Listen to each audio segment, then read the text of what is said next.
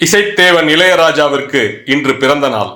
இளையராஜாவின் கதையை முடிப்பதற்காக ஒரு இயக்குனர் ஒரே சமயத்தில் 3 இசையமைப்பாளர்களை களத்தில் இறக்கி கெத்து காட்டுகிறார். அப்புறம் என்ன, இளையராஜா கதை முடிந்ததா? அந்த இயக்குனர் இன்று இல்லை.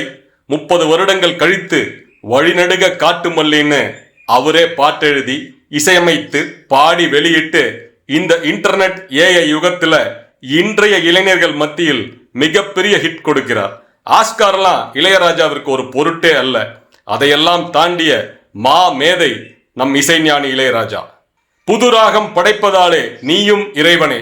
இசைப்பிரம்மன் இளையராஜா மட்டும் இல்லை என்றால் இன்று தமிழகத்தில் ஏகப்பட்ட மனநல மருத்துவமனைகள் இருந்திருக்கும்.